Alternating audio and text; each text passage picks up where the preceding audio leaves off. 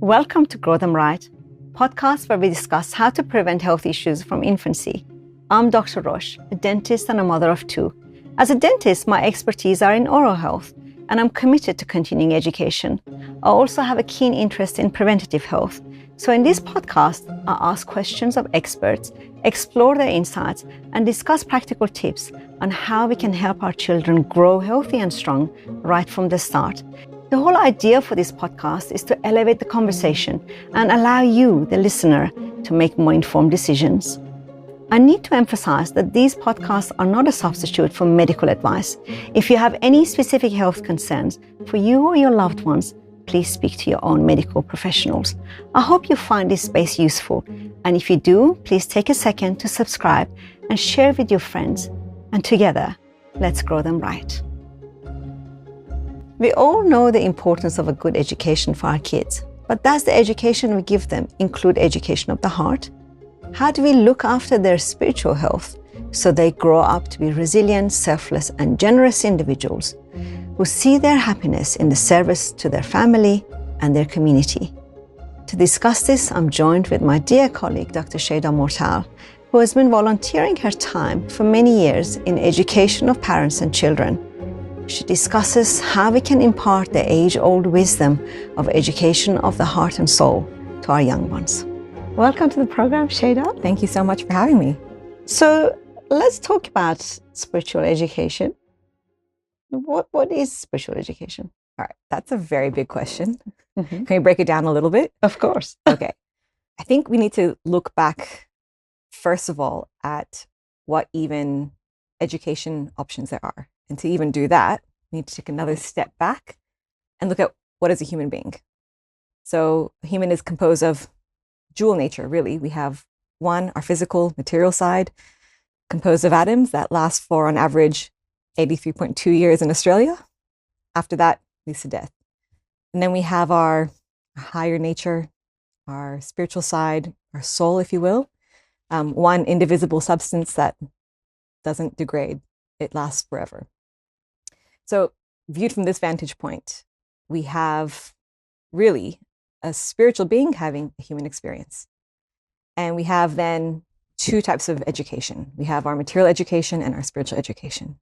We are talking about the physical side, but maybe, for those who don't believe, say, in an afterlife, education of the mind and education of the heart, perhaps. Sure, absolutely. And how that will inform the life of that growing individual for the rest of their lives. Yeah. And perhaps leads to their happiness or leads to lack of happiness. Right. So when you look at psychology, traditional psychology talks about ill health and how to bring it to a level that is, let's call it zero. So how to get someone who's mentally unwell, bring them to this baseline. In the past 25, 26 years, positive psychology has taken off, and it's been looking at how to get someone from this baseline up to wellness, resilience. How are they going to fly in their life? Mm-hmm. And what they've come to is this understanding that great traditions of the past have for many years already known and figured out, which is we need purpose, we need growth in our individual lives, and we also need to be able to contribute to something beyond ourselves. Mm-hmm. And this process is actually interconnected and it's woven together. So as an individual gains skills, qualities, attributes, mindset, and information that can help them further progress and contribute to a society for their well-being, for their economic development, their material development, their spiritual development, that is then going to allow this individual, as they reflect on their actions, they again develop and they grow. So this is an interwoven, interconnected experience. So in helping those around you, you're growing. You're growing. You're growing. So you're both contributing to those around you, but you're also contributing to the betterment of yourself. Absolutely. And that leads to happiness. That's called positive psychology. Positive psychology, yeah. Fulfilling life, a lasting happiness. So most of us, when you ask what you want in life, a lot of people go, I want happiness. And our current society is kind of on this dopamine addiction. We don't know how to get it. And so we've been taught to, mark off in your life, have a family, get a job, get paid well, go and buy things. And if you're not feeling happy, get a promotion, get more money, buy more things. And that leads to a midlife crisis eventually. You go, I've ticked off all these things and I'm not feeling happy. I'm not feeling content. What is going on here? And it's because that lasting happiness hasn't been achieved. Unless within this ability to, when you're working, when you're having a family, you have that mindset that I'm growing myself and I've got these skills to contribute to my family, to this work. I am working as a dentist, for instance, to serve my patients, to make them better, make this community a better place as well. I remember I read a book called Lost Connections, and one of those, so the connections that we have that contributes to our mental and spiritual health. And connection to meaningful relationships, connection to nature. But the one that was very interesting was meaningful work. Our self-worth, for example. And, it looked at those communities where, say, for example, a big factory in that area has closed and all these men suddenly have lost the ability to contribute the way they have learned to, which is to work with their hands. And then suddenly, their mental health declines because they don't have that connection to meaningful work. Exactly. Right. But I think one step further than that is how we learn to serve with that expectation of return. And I think that is also a really potent way to experience happiness. The expectation that you will get some sort of benefit from that. The taste of service without expectation, so that you just basically contribute to something for the sake of it and not really expect anything in return. Yeah. Because the reality is, whatever happens, you will gain. You will learn something from it. And so you grow. Yeah.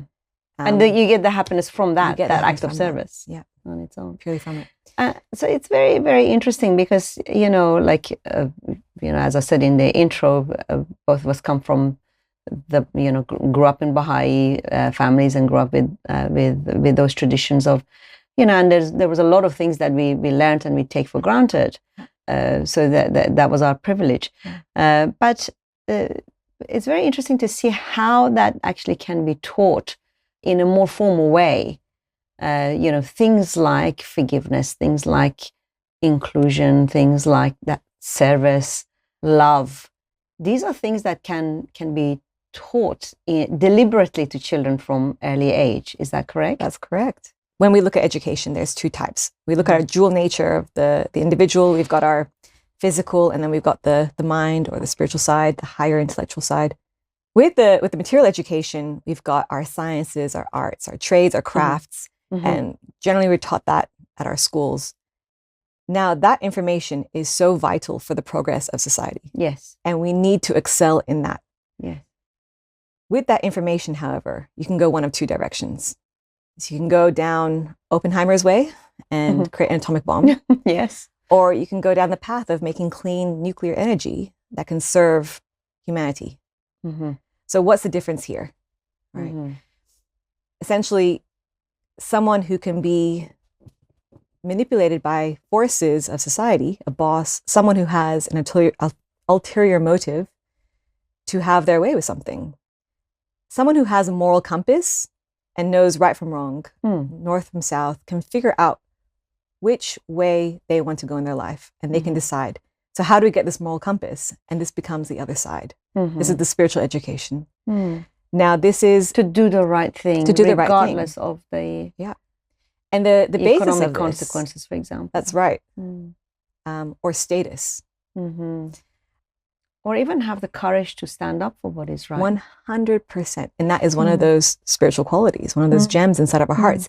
So the basis of spiritual knowledge and spiritual education is that we are noble. We have so many gems inside of us. There's a quote from Baha'u'llah that says, "Man is a mine rich in gems of inestimable value. Education alone can allow it to reveal its treasures and allow mankind to benefit therefrom." So what kind of education are we talking about here? This is an education that is essentially trying to make us into our higher beings, our higher selves. one of compassion for other people, one of understanding that we have to put others before ourselves at times. And that's really important for this world to work. It's not just thinking about ourselves and putting ourselves first. It's being selfless. It's about having compassion. It's about having forgiveness, love, resilience, 100%. to get up and show up to work. And that comes from having a sense of purpose, which comes in this, what we call it, twofold moral purpose of having growth, individual growth, and contributing to something bigger than ourselves. And this is where the purpose comes in. So when you know that whatever you're learning materially is useful for contributing something positive, and you implement these qualities and these attributes of compassion and love and forgiveness, and then you're able to work with other people, because we have to work synergistically. We're not going to work on our own. So we're part of the tribe. We're part of the tribe. And to be so unified. In a sense, our survival depends on it. 100%. Survival of this world. And what kind of world do we want our children to grow up in? And to create, what skills do they need to be protagonists of social change for the betterment of the world? And so this is where the spiritual education becomes paramount, along with excellence in material education. It's interesting, you see studies that show when you give chores, for example, to small children, that they learn to contribute to the household. They end up doing much better in life in the future as well. So, and as a society, we have learned to just put our children in front of a screen, and they become the passive consumers of whatever they're being sold to. But how do we, as their guardians and caregivers and custodians of the future, in a sense, have ourselves that resilience to guide them in the right direction, and to put that time and effort into bringing those gems out? Because it takes time and effort, doesn't it? It does. It does. And it's not just the parents, it's the whole community. And if we don't, then there will be consequences for that. It's so important. And that's why for over 20 years, myself and lots of other people have been volunteering time to do these classes for the children. You've got a foundation called the Heart Gems. It's not my foundation. This is a worldwide thing. Your little group has called it Heart Gems, but it's part of a bigger. We run this in our own neighborhood, and there's lots of families in our neighborhood who are involved now. But it's happening all over the world. The generations, bit by bit, will show change through these programs. Now, we talked about positive psychology. Mainstream psychology talks about how helplessness and feeling helpless in a situation leads to depression. So what are we doing to help guide our children in this world that needs so much help and so much change? What are we giving them? How are we arming them? With what they need to survive the hardship that might come their way? Otherwise, we're going to see a lot of mental health issues, because people are going to look at what's going on and going, I have no way of contributing. What am I doing? How is my little job in this sector, how is this helping everybody else? Where is this world going? And everyone is being informed. As you're saying, you're watching TV, and what are the advertisements telling us to do?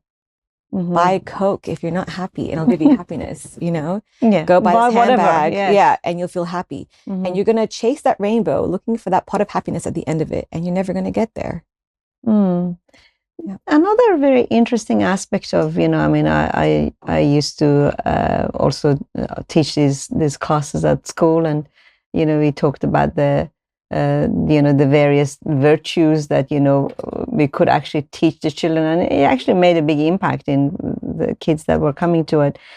But one thing that was very interesting was that how every individual is unique in their abilities. And, mainstream education basically puts everyone in the same group and says, you have to learn this particular curriculum and you have to pass it.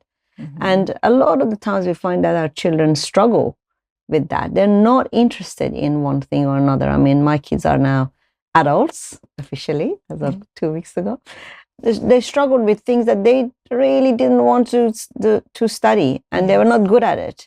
But they were good at other things.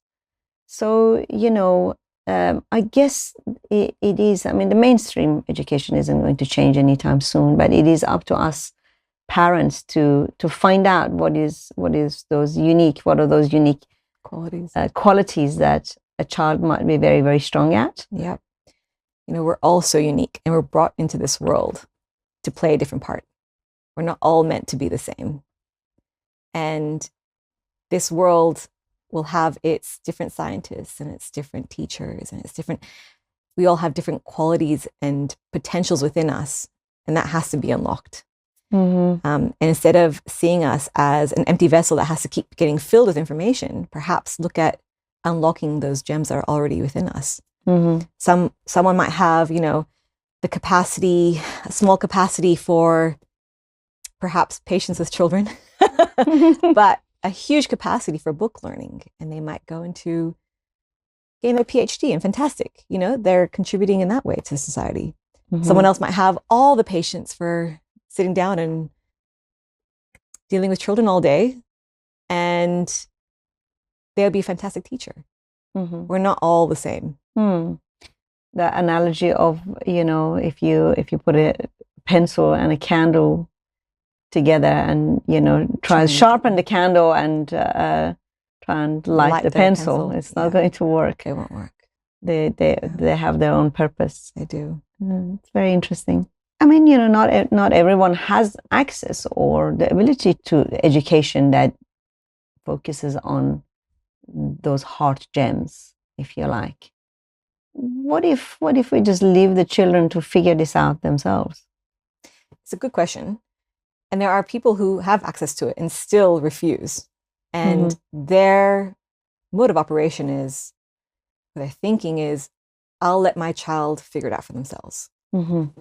What they're not realizing is that society has its own agendas. It's got its own pushes. It's almost like leaving your child on a raft in the middle of the ocean and saying, make your way to that corner there. I hope you get there. Good luck.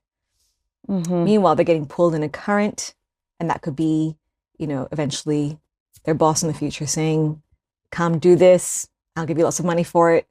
Essentially leaving them without a compass and oars. And hoping that they get to their destination. If they get there, it would be purely by chance. Most likely they will never reach it. So while your children are under your care, while you have the chance, and while they have those beautiful, pure hearts, give them that opportunity, give them that moral compass, let them make decisions in their life that they won't later on regret. So now let's talk about, this all sounds very good. Let's talk about some practical tips. Say, for example, average Australian mom, she's taken some maternity time off, and she's got this baby. And what are some of your tips that you would give this mom in terms of trying to, even in those early years of 2-3 years old, how can she go on that path or on that journey of discovering the gems of her precious child? It's a really good question. And I think part of it is knowing that every child has those gems in them. So whenever there is something that you notice, point it out. Yes. I see that light. I see that beautiful, that gem shining there. Using the language of those qualities and attributes that we see in someone is so powerful. It reminds that child as they grow that they have those qualities within them. There's also being involved in a community that is already running these things. Get them involved. Whatever their tradition is, perhaps. And even if it's not, they can even start something of their own. Absolutely. I mean, a lot of people come from a faith background. They might have, a church group, or they might have, the schools that they can send their kids. But it's also important that we separate. When we're talking about spiritual education, we're not talking about religious education. No, not at all. Because religious education can have a lot of baggage, a lot of dogma, a lot of things that are perhaps not scientific.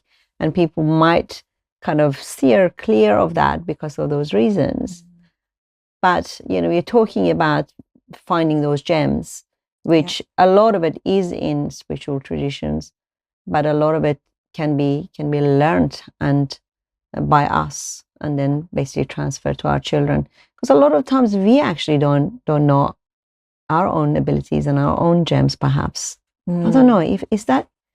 I think the foundational part of this is realizing that there is some bigger creator in this, whatever you want to call it, the universe, something beyond us.